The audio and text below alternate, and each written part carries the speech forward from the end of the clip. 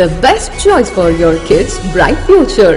Locus Victor Puduvai Public School CBSE pattern, recognized by Government of Puducherry.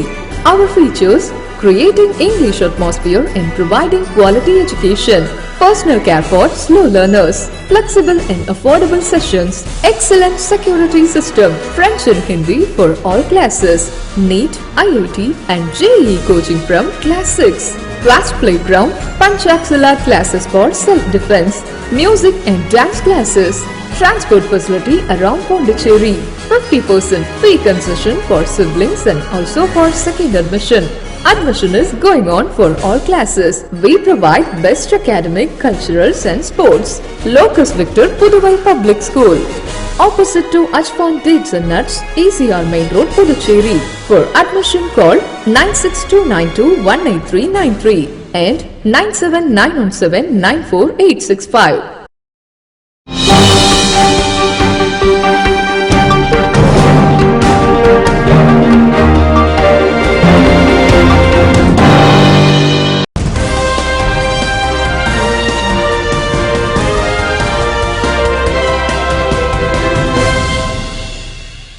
வணக்கம்.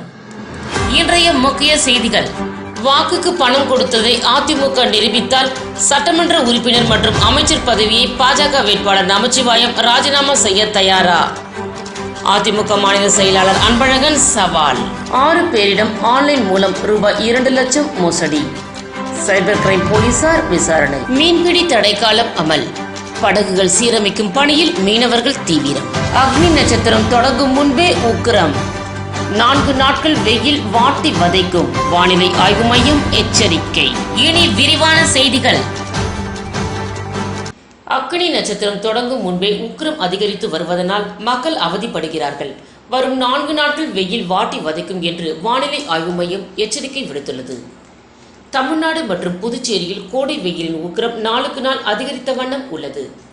காலையில் தொடங்கும் வெயிலின் தாக்கம் மாலை வரை நீடிக்கிறது. மதிய நேரங்களில் சாலைகளில் மக்கள் நடமாட்டம் குறைவாகவே காணப்படுகிறது. வானிலை ஆய்வு மையத்தின் முந்தைய கணிப்பில் ஏப்ரல் ஜூன் இடையேயான காலகட்டங்களில் வெப்பத்தின் தாக்கம் வழக்கத்தை காட்டிலும் அதிகரித்து காணப்படும் என்றும், தென்னிந்திய பகுதிகள், வடமேற்கு பகுதிகள், இந்திய பகுதிகளில் வெப்ப அலை வீசக்கூடும் என்றும் தெரிவிக்கப்பட்டு இருந்தது.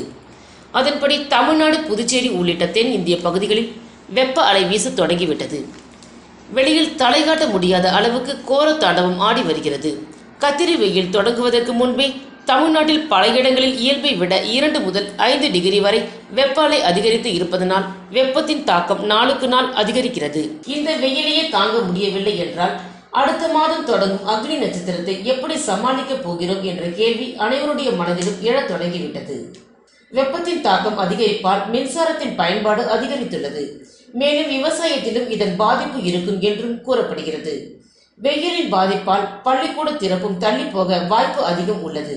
ஏற்கனவே தேர்தல் முடிவு ஜூன் 4ஆம் தேதி வெளியாகும் நிலையில் பள்ளி திறப்பு என்பது ஜூன் 6ஆம் தேதியாக இருக்கக்கூடும் என்று சொல்லப்படும் நிலையில் அந்த நேரத்தில் வெயிலின் தாக்கம் அதிகமாக இருக்கும் பட்சத்தில் மேலும் தள்ளி போக வாய்ப்பு இருப்பதாக கல்வித்துறை அதிகாரிகள் தரப்பில் தெரிவிக்கப்படுகிறது. மேலும் வெயிலின் கொடுமையினால் அம்மை உள்ளிட்ட கோடைக்கால நோய்களின் பாதிப்பும் இருந்து வருகிறது. அதிலிருந்தும் பாதுகாத்துக் கொள்ள வேண்டிய அவசியம் ஏற்பட்டுள்ளது. புதுவையில் 6 பேரிடம் ஆன்லைன் மூலம் ரூபாய் 2 லட்சம் மோசடி செய்தது தொடர்பாக சைபர் கிரைம் போலீசார் விசாரணை நடத்தி வருகின்றனர். புதுச்சேரியை சேர்ந்தவர் ரமேஷ்குமார். இவரது செல்போன் எண்ணிற்கு ஒரு அழைப்பு வந்தது. எதிர்முனையில் பேசிய மர்ம நபர், மும்பை காவல்துறையில் இருந்து பேசுகிறேன், நீங்கள் அனுப்பிய பார்சலில் போதைப்பொருள் உள்ளது, இது தொடர்பாக வழக்கு பதிவு செய்துள்ளோம், உங்களை கைது செய்ய வேண்டிய நிலை வரும், நாங்கள் கூறுவதை கேட்டால் உங்களை கைது நடவடிக்கையில் இருந்து விடுவிப்போம் என்று கூறியுள்ளனர். இதனால் பயந்த ரமேஷ்குமார் அந்த நபர் கூறியபடி பல்வேறு தவணைகளாக ரூபாய் 50,000 அனுப்பி வைத்துள்ளார். இருப்பினும் அந்த நபர் தொடர்ந்து பணம் கேட்டு மிரட்டியுள்ளார். அப்பொழுது மர்ம நபர் மோசடி செய்தது ரமேஷ்குமாருக்கு தெரிய வந்தது. தான் மோசடி செய்யப்பட்டதை அறிந்த அவர் இது குறித்து சைபர் கிரைம் போலீசில் புகார் செய்தார். புதுச்சேரியை சேர்ந்த ஐஸ்வர்யா ரூபாய் 14,000, ஜகத் கண்டோய் ரூபாய் 1,02,000, சீதா ரூபாய் 14,024, சிவசங்கரி 11,556, வைத்தியநாதன் ரூபாய் 20,000 ஆன்லைன் மூலம் பணத்தை இழந்துள்ளனர். புதுவையில் நேற்று 6 பேரிடம் ஆன்லைன் மூலம் ரூபாய் 2,11,768 மோசடி செய்யப்பட்டுள்ளது. இதுகுறித்து சைபர் கிரைம் போலீசார் வழக்கு பதிவு செய்து விசாரணை நடத்தி வருகின்றனர். புதுவையில் மீன்பிடி தடைக்காலம் அமலில் உள்ளதனால் மீனவர்கள் தங்கள் படகுகளை சீரமைக்கும் பணியில் தீவிரமாக ஈடுபட்டுள்ளனர். கடல் ஆராய்ச்சியாளர்கள் ஆய்வின்படி ஏப்ரல் 15ஆம் தேதி முதல் ஜூன் 14ஆம் தேதி வரை மீன்களின் இனப்பெருக்க காலமாகும். இந்த காலத்தில் மீன்களை பிடித்தால் மீன்களின் வயிற்றில் உள்ள சினை முட்டை அழிக்கப்பட்டு மீன்களின் இனப்பெருக்கம் பாதிக்கப்படும். எனவே இந்த 61 நாட்களில் ஆழ்கடலில் மீன்பிடிக்க மத்திய மாநில அரசுகளால் தடை விதிக்கப்படும். அதன்படி புதுவையில் மீன்பிடி தடைக்காலம் கடந்த 15ஆம் தேதி அமலுக்கு வந்தது. இதனைத் தொடர்ந்து புதுவையில் 20,000க்கும் மேற்பட்ட மீனவர்கள் கடலுக்கு செல்லவில்லை. அவர்கள் தங்களது விசைப்படகுகளை தேங்காய்த்திட்டு மீன்பிடி துறைமுகம், உப்பளம் புதிய துறைமுகம் மற்றும் கடலோர பகுதிகளில் பாதுகாப்பாக நிறுத்தி வைத்துள்ளனர். கடலுக்கு மீன்பிடிக்க செல்லாததால் மீனவர்கள் தங்கள் படகுகளை சீரமைக்கும் பணியை தொடங்கி உள்ளனர். தேங்காய்த்திட்டு மீன்பிடி துறைமுகத்தில் நிறுத்தி வைத்துள்ள படகுகளை கரையேற்றி சீரமைக்கும் பணியில் தீவிரமாக ஈடுபட்டுள்ளனர். அது மட்டுமன்றி கிழிந்த வலைகளையும் தைக்கும் பணியில் மும்முரமாக ஈடுபட்டுள்ளனர். மேலும் மீன்பிடி தடைக்காலத்தில் மீனவர்களுக்கான நிவாரணத்தை உடனடியாக வழங்க வேண்டும் என்ற கோரிக்கையும் எழுந்துள்ளது. வாக்குக்கு பணம் கொடுத்ததை அதிமுக நிரூபித்தால் சட்டமன்ற உறுப்பினர் மற்றும் அமைச்சர் பதவியை பாஜக வேட்பாளர் நமச்சிவாயம் ராஜினாமா செய்ய தயாரா என்று அதிமுக மாநில செயலாளர் அன்பழகன் சவால் விடுத்துள்ளார். புதுச்சேரி அதிமுக தலைமை அலுவலகத்தில் செய்தியாளர்களை சந்தித்த மாநில செயலாளர் அன்பழகன், புதுச்சேரி நாடாளுமன்ற தேர்தலில் பட்டப்பகலில் பாஜகவும் காங்கிரசும் வாக்காளர்களுக்கு பணம் கொடுத்ததை தடுக்க தவறிய தேர்தல் துறை தலை குனிய வேண்டும்.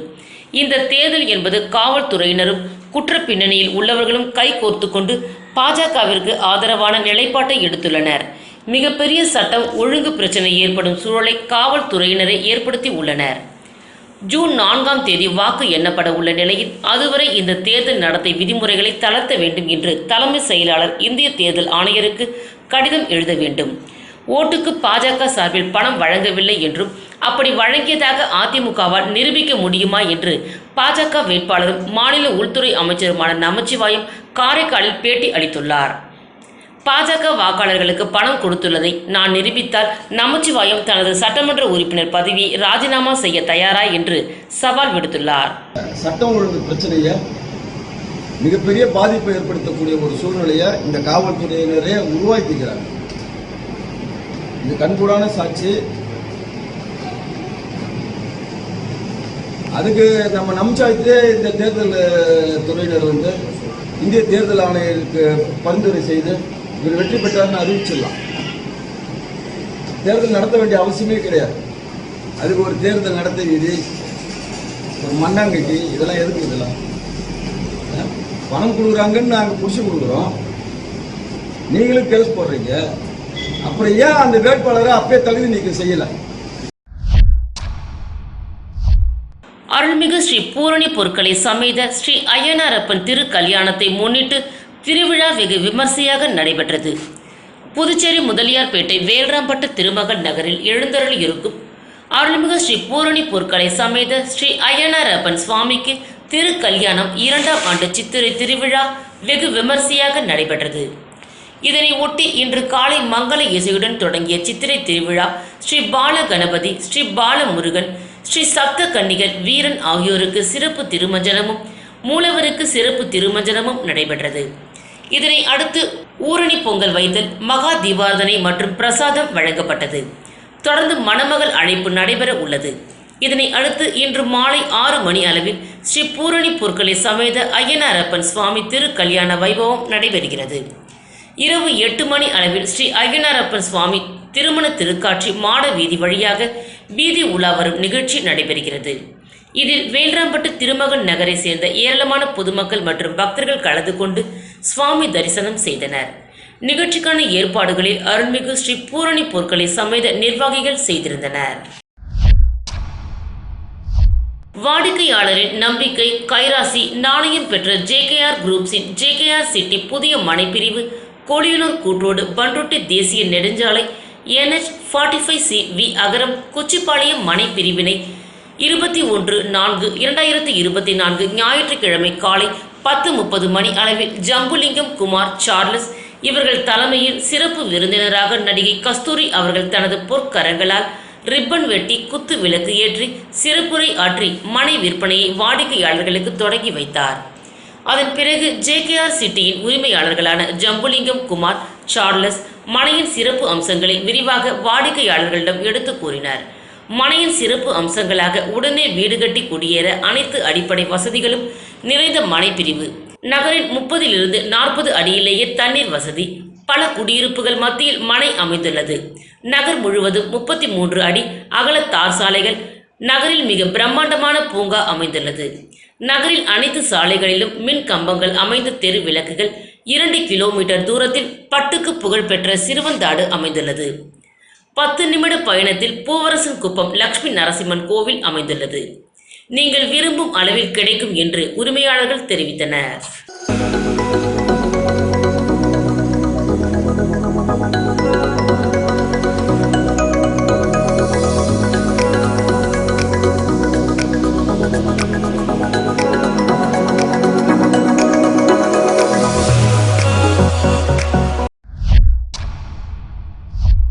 ஊர்ல ஒருத்தர் கூட பசியா இருக்கக்கூடாது. மா, பலா, வாழை, லட்டு, வடை, பாயாசம், அப்பளம், கூட்டு, பொரியல், சாம்பார், ரசம், காரக்குழம்பு என்று சாப்பாடு போட்டு அசத்தல்.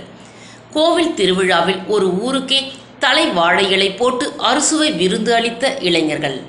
புதுச்சேரி தேங்காய் திட்டு ஸ்ரீ வரசக்தி விநாயகர் தேவஸ்தானத்திற்கு உட்பட்ட ஸ்ரீ வடபத்ர காளியம்மன் கோவிலில் சித்ரா பௌர்ணமியை முன்னிட்டு கடந்த 57 ஆண்டுகளாக ஒரு ஊருக்கே தலை வாழை இலை போட்டு அறுசுவை விருந்து அளித்து இளைஞர்கள் அசத்தி வருகின்றனர்.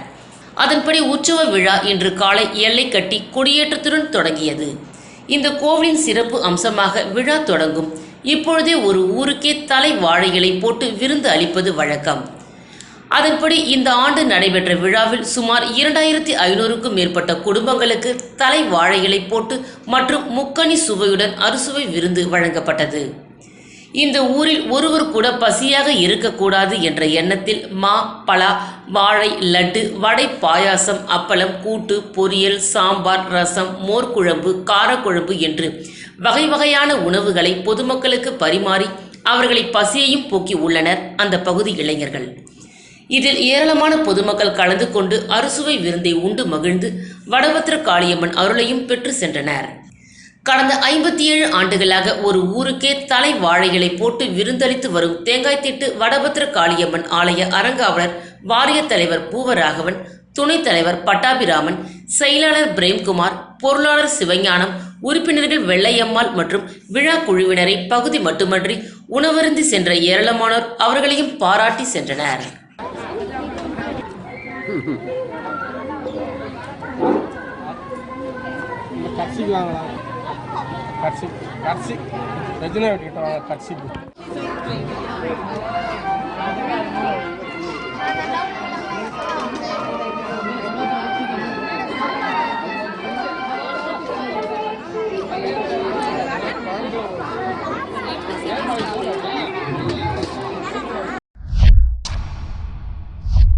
மயில் தோகையால் அலங்காரம் செய்யப்பட்ட மாரியம்மன். காரைக்கால் நகரில் அமைந்துள்ள பழமை வாய்ந்த ஸ்ரீ மகா மாரியம்மன் ஆலயத்தில் வண்ண மயில் தொகையால் ஆன பாவாடை அலங்காரத்தில் ஸ்ரீ மகா மாரியம்மன் பக்தர்களுக்கு அருள் பாலித்தார்.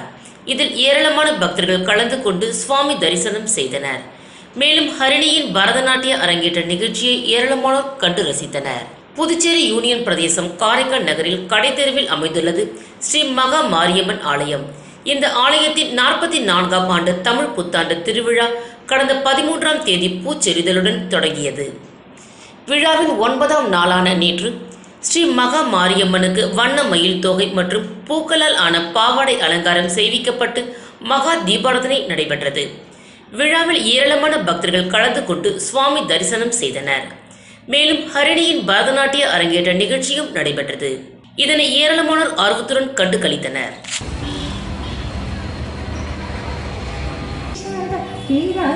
Suja mamaya magu nili chegiri sakala vadasa paritamu niratamu mamaya magu nili chegiri niratamu lavara lara